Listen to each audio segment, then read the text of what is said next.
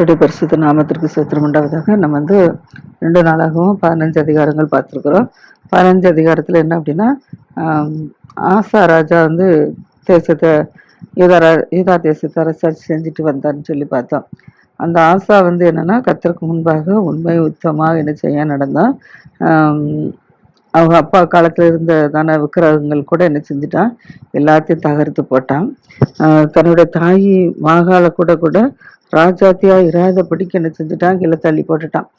அந்த அளவுல ஆசா என்ன செய்யறான், கர்த்தரை உத்தமா பின்பற்றி கொண்டிருந்தான். இந்த சூழ்நிலையில தன்னோட தகப்பன் செய்த பரிசுத்தமா நேர்ந்து கொண்ட வெள்ளி பொன் பனிக்குட்டி இதெல்லாம் தேவனுடைய ஆலயத்துல கொண்டு வச்சான். அதுக்கப்புறம் ஆசா அரசாண்டா 35 வருஷம். ஆசா அரசாண்டா 35 வருஷம் தேசத்துல என்ன செய்யுது, யுத்தமே கிடையாது. யுத்தம் எல்லாமே இருந்துச்சு. ஏன்னா அந்த 35 வருடங்கள் வரை என்ன செஞ்சான், கர்த்தரை உத்தமமா என்ன செஞ்சான், ஆசா பின்பற்றிட்டு வந்தான். அதுக்கப்புறம் அவன் என்ன செஞ்சான் அப்படின்னா, இப்போ 16வது அதிகாரம். 16வது அதிகாரத்துல ஆசா அரசாண்டா 36ஆம் வருஷத்துல இஸ்ரவேலின் ராஜாவாகிய பாசா இவனுக்கு விரோதமா எழும்ப வந்துட்டான். காரணம் என்னன்னா, 35 வருஷமும் கர்த்தருக்கு பயந்து என்ன செஞ்சான், நடந்தான். ஆனா 36வது வருஷத்துல கர்த்தரை விட்டு என்ன செஞ்சுட்டான், கொஞ்சம் பின் விலக ஆரம்பிச்சிட்டான். அதனால கர்த்தர் என்ன செஞ்சுட்டாரு அப்படின்னா, இஸ்ரவேலின் ராஜாவாகிய பாஷாவை அவனுக்கு என்ன செஞ்சுட்டாரு, விரோதமாக எழுப்பிட்டாரு. இஸ்ரேல் தேசத்துல யெரொபெயாம் இருந்தான்னு சொல்லி பார்த்தோம், சாலமோனுடைய வேலைக்காரன்.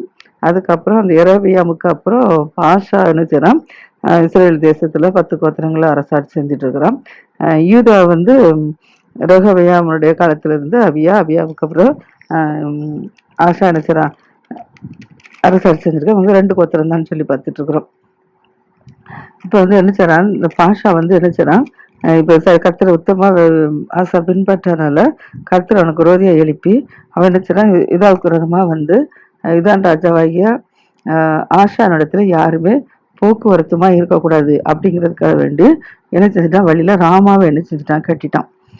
ராமாவை கட்டினோடனே ஆசா என்ன செய்யறான், இப்போ கர்த்தருடைய ஆலயத்திலும் ராஜாவின் அரண்மனையில இருக்கிறதான பொக்கிஷங்களில் வெள்ளி பொண்ணு எல்லாம் எடுத்துட்டு வந்தான். ஆலயத்தில் உள்ள அரண்மனையில் உள்ள வெள்ளி பொண்ணெல்லாம் எடுத்துட்டு தமஸ்கூல்ல வாசம் பண்ணுகிற பெனதாத் என்னும் சீரியாவின் ராஜாவிடத்துக்கு இந்த வெள்ளி பொண்ணெல்லாம் அனுப்பிவிடுறான். எதற்காக அனுப்பிவிடுறான் அப்படின்னா, இப்போ பாஷா என்ன செய்யறான், இவனுக்கு விரோதமாக ராமாவை கட்டி ஜனங்களை போக்குவரத்தும் இல்லாதபடிக்க ஆக்கிட்டான். அப்படிங்கிறதுனால என்ன செய்யறான், அந்த பெனதாத்துக்கு ஆலயத்தில் உள்ளதே அரண்மனையில வெள்ளி பொண்ணெல்லாம் அனுப்பிவிட்டு, நீர் என்னோட வாரம், எனக்கும் உமக்கும் என் தகப்பனுக்கும் உம்முடைய தகப்பனுக்கும் உடன்படிக்கை உண்டேங்கிறான். ஏன்னா இவங்க 2 பேரும் உடன்படிக்கை பண்ணியிருக்கிறாங்க, அவங்க அப்பாவும் இவனை உடன்படிக்கை பண்ணியிருக்கிறாங்க சேராஜாவா. அதனால அவன் சொல்றாரு, எனக்கும் உமக்கும் என் தகப்பனுக்கும் உம்முடைய தகப்பனுக்கும் உடன்படிக்கை உண்ட, இந்த வெள்ளியும் பொண்ணு நினைச்சிடறேன் உமக்கு அனுப்புறேன். நீர் இது நினைச்சிடும் இஸ்ரேல் ராஜாவையா பாசா என்னை விட்டு விலகி போகும்படி அவனோடு செய்த உடன்படிக்கையை தள்ளி போடும். ஏன்னா அவனோட உடன்படிக்கை பண்ணியிருக்கிறான், பாஷாவோட நினைச்சிடான் பெனதாத்து உடன்படிக்கை பண்ணியிருக்கிறான். அதனால சொல்றான், நான் உனக்கு வெள்ளி பொண்ணை நான் அனுப்புறேன், நீர் பாஷாவோட உடன்படிக்கை பண்ணியிருக்கிறீங்களா, அவனை என்ன செய்யும், அவனை விட்டு விலகி எனக்காக யுத்தம் பண்ணும் அப்படின்னு சொல்லி அதை அனுப்பிவிடுறான். அனுப்பிட்டோன்னே அந்த பெனதாத் என்ன செய்யறான் அப்படின்னா, இப்போ ஆசாக்கு செவி கொடுத்து தனக்கு உண்டான ஸ்நானாபதிகள் எல்லாம் என்ன செய்யறான், இப்போ இஸ்ரேல் பட்டணங்களுக்கு விரோதமா என்ன செய்யறான், அனுப்புறான். இஸ்ரேல் பட்டணங்களுக்கு விரோதமாக அனுப்பி அவங்க என்ன செய்யறாங்க, அங்கிருந்து இஸ்ரேல் ராஜாவை ஜெயிச்சு ஒரு பட்டணங்களை கட்ட ஆரம்பிச்சிட்டாங்க. பட்டணங்கள்லாம் சேனாதிபதிகள் இஸ்ரேல் பட்டணங்களுக்கு விரோதமாக அனுப்பினதுனால அவங்க ஈயோன், தான், ஆபேல், மாயும், நப்தலி பட்டணங்களில் உள்ள எல்லா பட்டணங்களிலும் என்ன செஞ்சுட்டாங்க, இப்போ முறியடிச்சிட்டாங்க. முறியடிச்சு அவங்க சேனாதிபதிகள் ஜெயத்தை கொண்டுருக்காங்க. இதை இப்போ பாஷா என்ன செய்யறான், கேள்விப்படுறான். பாஷா இப்படி பெனதாத்து தான் நமக்கு விரோதமா என்ன செய்யறான், யுத்தத்துக்கு நம்மளை என்ன செய்யறான், அப்படியே அழிச்சு கட்டிட்டான், முறியடிச்சிட்டான் அப்படின்னு சொல்லிட்டு பாஷா என்ன செய்யறான், இப்போ ராமா கட்டுறது என்ன செய்யறான், நிறுத்திட்டான். ஏன்னா ராமா கட்டுறதுனால தானே யுத்தத்துக்கு வந்தாங்க அப்படின்னு சொல்லிட்டு ராமா கட்டுறது என்ன செஞ்சுட்டான், நிறுத்திட்டு அந்த வேலை செய்யாத விடுறதுக்கு என்ன செஞ்சுட்டா இருக்கான். இந்த சமயத்துல இப்போ என்ன செய்யறான், ஆசா என்ன செய்யறான், யூதா ஜனங்கள் எல்லாம் கூட்டிகிட்டு போறான். எல்லா ஜனங்களாம் கூட்டிட்டு போய் அந்த ஆஷா இவங்க இப்போ இதெல்லாம் இடிச்சு போட்டு வந்துட்டாங்கல்ல. பாஷா வந்து என்ன செய்றான், அந்த ராம கட்டின கற்கள் எல்லாம் என்ன செய்றான், இடிச்சு போட்டுட்டான். இடிச்சு போட்டு அதன் மரங்கள் எல்லாத்தையும் எடுத்துட்டான். எடுத்துட்டு அந்த இடத்துல என்ன செய்றான், கேபாவையும் மிஸ்பாவையும் என்ன செய்றான், இப்போ கட்டிட்டான். சீரராஜா பண்ணதாத்து யூதாவுக்கு விரோதமாக, இஸ்ரேலுக்கு விரோதமாக எழும்பி யூதாவுக்கு சப்போர்ட் பண்ணி என்ன செய்றான், இதெல்லாம் இடிச்சு ராமா கட்டின கட்டடத்துல இடிச்சு போட்டு கேபா மிஸ்பா கட்டினதுனால இப்போ வந்து கட்டியிருக்கிறான். இந்த சமயத்துல வந்து ஞானதேசிக்காரனாகிய ஆனானி வர்றாரு. ஞானதேசிக்காரனாகிய ஆனானி வந்து யூதாவின் ராஜாவாகிய ஆஷாவிடத்துல வர்றாரு. யூதா ராஜா ஆஷா இடத்துல வந்து அவனுக்கு சொல்றாரு, நீர் உம்முடைய தேவனாய கர்த்தரை சார்ந்து கொள்ளாமல் சீரியாவின் ராஜாவை எப்படி நீர் சார்ந்து கொண்டபடினால சீரிய ராஜா நானும் உங்க கைக்கு தப்பி போயிட்டு அப்படிங்கிறான். காரணம் என்னன்னா, வந்து ஆஷா ராஜா 35 வருஷம் வரைக்கும் அரசாட்சியில கர்த்தரையே தேடிட்டு வந்தான். அதனால எத்தனையோ ராஜாக்கள் இவனுக்கு விரோதமா வந்தாலும் கர்த்தர் அவங்கள கர்த்தரை தேடினதுனால, கர்த்தரை சார்ந்து கொண்டதுனால ஜெயத்தை கொடுத்தார். அப்படிப்பட்டதுல மிகவும் ஏராளமான ரதங்கள், குதிரை வீரர்கள் உள்ள எத்தியோப்பியர், லூபியர் இவங்கெல்லாம் என்ன செய்றாங்க, பெரிய சேனையா இருந்தாங்களாம், மகா பெரிய சேனையா இருந்தாங்களாம்.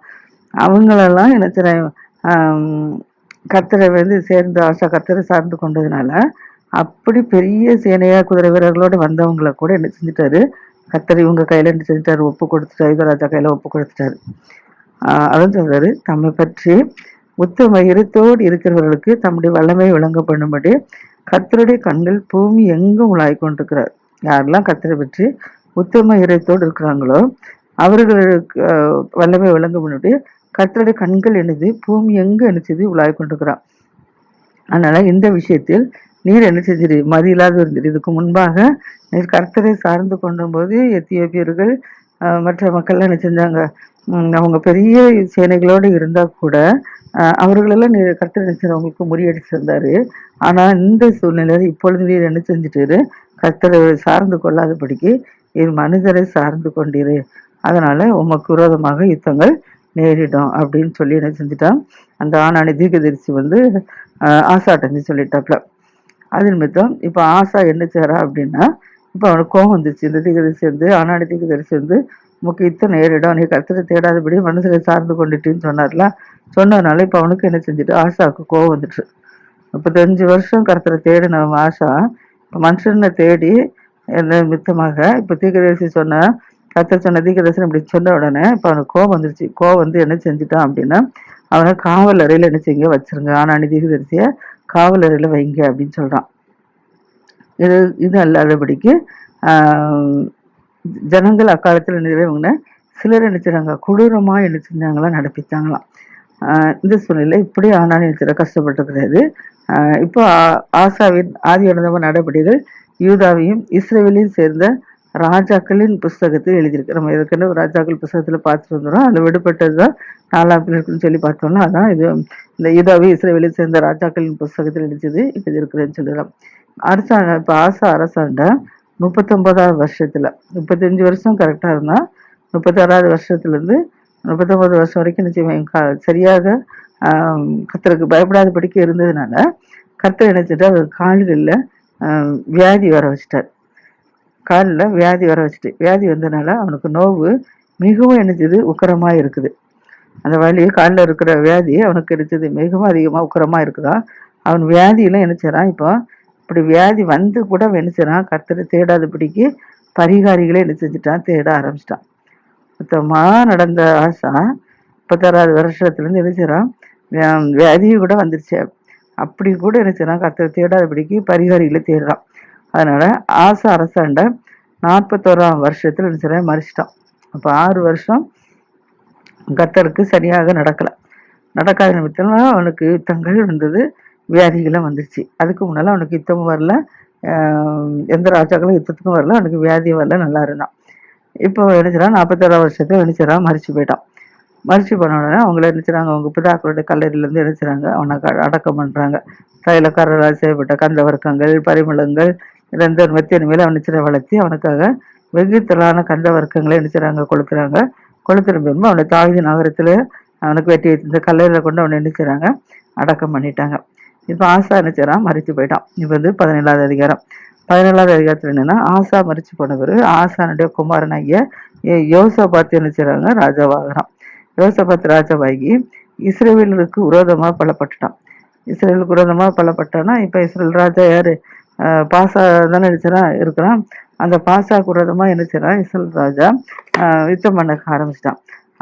ஆரம்பிச்சனால அந்த யூதாவின் பட்டணங்கள் எல்லாம் என்ன இராணுவத்தையும் யூதா தேசம் தன் தகப்பனாகிய ஆசா பிடித்த எப்ராஹிம் பட்டணங்களிலும் என்ன செய்யறான், தானியத்தை கொண்டு வைக்கிறான். காரணம் என்னன்னா, கர்த்தர் என்ன செய்றாரு, யோசபத்தோடு இருக்கிறார். அவன் யோசபாத் கர்த்தருக்கு பிரியமா இருந்ததுனால கர்த்தர் யோசபாத்தோடு இருக்கிறான். என்ன செய்றான், தன்னுடைய தகப்பனை போல எடுக்கிறான், பாகால்களை தேடல. தன் தகப்பனாகிய தாவீது நடந்த நாட்களில் நடந்தபடி நடக்கிறான். ஆசார சண்டபடி நடக்கல, தாவீது காலத்தில் நடந்தபடியே. தாவீது சந்தையில் உள்ளவங்கள தாவீது காலத்துல எப்படி கர்த்தருக்கு பயந்து நடந்தாங்களோ அதே போல யோசபாத் என்ன செய்றான், கர்த்தருக்கு பயந்து என்ன செய்றான், நடக்கிறான். பயந்து அவருடைய வழியிலே நடக்கிறான்.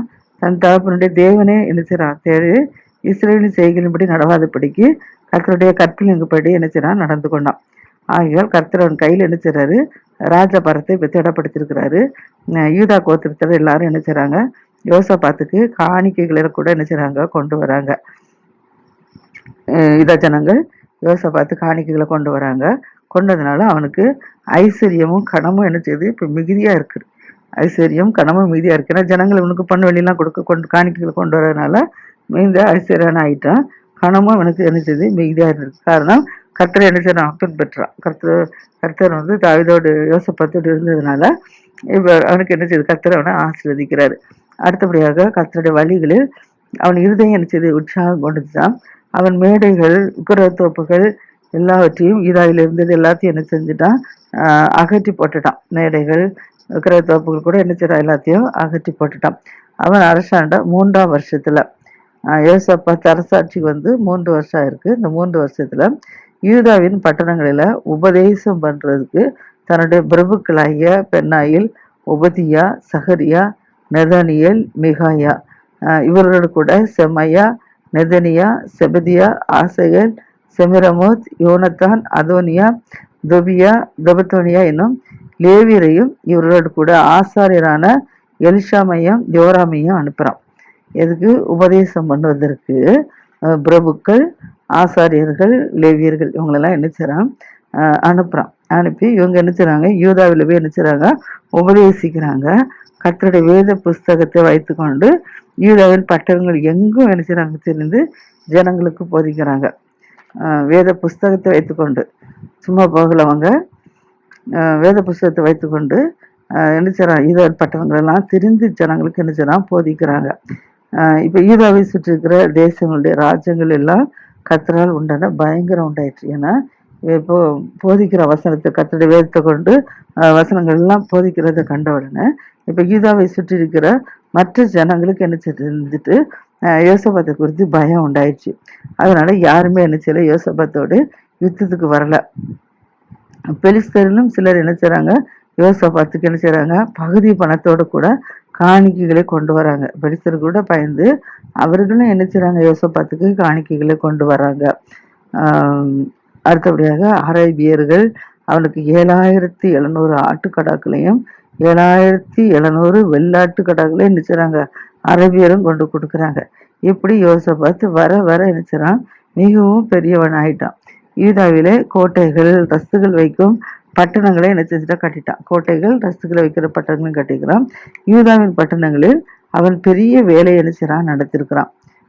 அதுல எருசலேமில பராக்கிரமசாலிகளான ஐயா சேவகர் அவனுக்கு என்ன செய்றாங்க, இருக்கிறாங்க. அந்த சேவகர் யாரெல்லாம்னா, தங்கள் பிதாக்களுடைய வம்சப்படி அவருடைய இலக்கம் யூதாவில் என்ன செய்யறது, 1000க்கு அதிபதிகள் அத்மே என்ன செய்றான், தலைமையா இருக்கிறான். அவனிடத்துல பராக்கிரமசாலிகள் 3 லட்சம் பேர் என்ன செய்றாங்களாம், இருக்காங்களாம். அத்னாவிட்ட 3 லட்சம் பேர் பராக்கிரமசாலிகள் இருக்கிறாங்களாம். அதிபதிகள் 1000க்கு மேல நினைச்சாங்க இருக்காங்களாம். அவனுக்கு உதவியாக யோகனான் நினைச்சான் சேனாதிபதியா இருக்கிறானாம். அத்தனாவுக்கு உதவியா சேனாதிபதியாக யோகனான் இருக்கிறானாம். அவனிடத்தில் 2,80,000 பேர் நினைச்சாங்க வீரர்கள், பராக்கிரமசாலிகள் இருக்கிறாங்களாம். அவனுக்கு உதவியாக கர்த்தருக்கு தன்னை உற்சாகமாய் ஒப்பு கொடுத்த சிக்ரீன் குமாராகிய அமத்சாவை நினைச்சான் அவனுக்கு உதவியா இருக்கிறான். அவனிடத்திலும் பராக்கிரமசாலிகள் 2,00,000 பேர் நினைச்சாங்களா இருக்கிறாங்களாம். இப்ப பென்யமீனில எலியாதா என்னும் பராக்கிரமசாலி இருந்தானா, அவனிடத்தில் வில்லும் கேடகம் பிடிக்கிறவர்கள் 2,00,000 பேர் இருந்தாங்களாம். அவனுக்கு உதவியாகிய யோசபாத்து அவனுக்கு உதவியாக யோசபாத்து இருக்கிறானாம். அவனிடத்தில் சேகரத்திற்கு ஆயுத பணிகள் 1,80,000 பேர் நினைச்சாங்களாம் இருந்தாங்களாம். ராஜா இப்ப யூதா எங்கும் உள்ள அரணான பட்டணங்களில் வைத்தவர்களை தவிர இவர்களை ராஜாவை என்ன செய்றாங்களாம், சேவிக்கிறாங்களாம். அந்தபடியாக யோசபாத்தின் சில ஆசிரிக்கப்பட்டிருக்கிறான். 18வது அதிகாரம் 18வது அதிகாரத்துல யோசபாத்துக்கு மிகுந்த ஐஸ்வர்யமும் கனமும் உண்டாயிருந்துச்சான். ஏன்னா நிறைய பொருட்கள் மற்ற ராஜாக்கள் எல்லாமே இருந்துச்சுறாங்க. பக்கத்துல உள்ளவங்க தன்னுடைய தேசத்துல யூதா அப்படி அங்கங்க உள்ளவங்க எல்லாம் என்ன செஞ்சுட்டாங்க, அரேபியர்கள் இப்படி நிறைய பேர் காணிக்கைகளை நினைச்சாங்க. பேலிஸ்தர்கள் முத கொண்டு காணிக்கைகளை கொடுக்க ஆரம்பிச்சதுனால யோசபாத்தி இப்ப என்ன செய்யலாம், ஐஸ்வர்யமும் மிகுந்த கனமும் அவனுக்கு உண்டாயிருக்குது. இந்த சூழ்நிலை என்ன செஞ்சுட்டான் அப்படின்னா, கர்த்தர் இவ்வளவு நாள் உத்தமா பின்பற்றினவன் இப்ப என்ன செய்யறான், ஆகாப்போட சம்பந்தம் கலந்துட்டான். ஆகாப்பு கர்த்தருக்கு பிரியமான வழியில் நடக்கல. ஆனா அந்த ஆகாப்பு வந்து இஸ்ரேல் ராஜா, அவனோட சேர்ந்து என்ன செஞ்சுட்டான், அவன் சம்பந்தம் கலந்துட்டான். சம்பந்தம் கலந்தனால சில வருஷங்கள் சென்ற பின்பு சமரியாவில் இருக்கிற ஆகாபின் இடத்திற்கு என்ன செய்றான், யோவா போறான். சில வருஷம் கழிச்சு இப்ப ஆகாபை பாக்குறதுக்கு சமரியாவில் இருக்கிற ஆகாபை பாக்குறதுக்கு போய்கிட்டு இருக்கிறான். அங்க என்னன்னா அவங்க வந்து உனக்கு அநேக ஆடு மாடுகளை அடித்து கிளியாத்துல அடித்து அவனை வரவேற்று இப்ப என்ன நம்ம கீழையாத்தில் உள்ள ராமத்திற்கு யுத்தத்துக்கு போனோம், அதனால வருகிறா அப்படின்னு சொல்லி என்ன செய்றான், அவன்கிட்ட கேட்கிறான். அதற்கு இஸ்ரேல் ராஜா சொல்றாரு, இஸ்ரேல் ராஜாவாகிய ஆகாப்பு யூதா ராஜாவாகிய யோசபாத்தை நோக்கி சொல்றாரு, கீழையாத்துல ராமத்திற்கு என்னோட யுத்தத்துக்கு வருகிறா என்று சொல்லி கேட்டதுக்கு அவன் சொல்றான், நான் தான் நேரு, என்னுடைய ஜனங்கள் உம்முடைய ஜனங்கள், உம்மோட கூட யுத்தத்துக்கு நான் நினைச்சதேன் வருகிறேன் அப்படின்னா, நான் தான் நேரு, என்னோட நினைச்ச யுத்த ஜனங்கள் அதிகமாக வர அழைத்து கொண்டு வரேன்னு சொல்றான். சொன்ன உடனே யோசபாத்து நினைச்சிடான், இப்போ இஸ்ரேல் ராஜா நோக்கி சொல்றான், கர்த்தருடைய வார்த்தைக்கு இன்று விசாரித்து நினைச்சு அறியங்கிறான். இப்போ யுத்தத்துக்கு ரெடி ஆகியாச்சு, ஆயத்தம் ஆகியாச்சு. ஆனா நினைச்சிடான், கர்த்தர் பெர்மிஷன் இல்லாம போக மாட்டான் யோசபாத்து. அதனால அவன் சொல்றான், ராஜாவை பார்த்து சொல்றான், கர்த்தருடைய வார்த்தையை இன்றைக்கு எனக்காக என்ன செய்ய விசாரித்து அறிய அப்படின்னு சொல்லி கேட்கிறான். அப்பொழுது இஸ்ரேல் ராஜா 4 தீர்க்கதரிசிகளை என்ன செய்யறான், குடி வரிச்சது, நாங்கள் கிளையாத்தில் உள்ள ராமத்தின் மேல் யுத்தம் பண்ண போகலாமா போகக்கூடாது அப்படின்னு சொல்லி கேட்குறாங்க. அதற்கு அவர்கள் சொல்றாங்க, தேவன் ராஜாவின் கையில் அதை என்ன செஞ்சுட்டாரு, ஒப்பு கொடுப்பாரு, அதனால நீர் என்ன செய்யும், யுத்தத்துக்கு போறோம் அப்படின்னு சொல்லிடுவாப்ல. இப்போ யோசபாத்து என்ன செய்யறாங்கன்னா, நான் விசாரித்து அறிந்ததற்கு இவர்களே இல்லாமல் கர்த்தருடைய தீர்க்கதரிசிகள் வேற யாரும் இல்லையாங்கிறான். ஏன்னா இவன் கண்டுபிடிச்சிட்டான், இவன் கர்த்தர் அவனோட இருக்கிறனால இவங்க வந்து சரியான தீர்க்க தரிசனம் சொல்லலன்னு சொல்லி யோசபாத்து கண்டுபிடிச்சிட்டான். அதனாலதான் அவன் என்ன சொல்றான், அந்த 450 பேரை தவிர வேற யாரும் தீர்க்கதரிசிகள் இல்லையா அப்படின்னு சொல்லி கேட்கறான். அப்படி கேட்டவுடனே நாம் அவங்ககிட்ட இருந்துச்சு விசாரித்து அறியணும் அப்படின்னு சொல்லி கேட்கறான். கேட்டவுடனே இப்ப இஸ்ரேல் ராஜா ஆகாப்பு இருந்துச்சாரா யோசபாத்து நோக்கி சொல்றான், கர்த்தரிடத்தில் விசாரித்து அறியறதுக்கு இம்லாயின் குமாரனாகிய மிகையா என்னும் மற்றவன் இருக்கிறான், இம்லாயின் குமாரனாகிய மகையா என்னன்னு சொல்லி மற்றவன் இருக்கிறான்.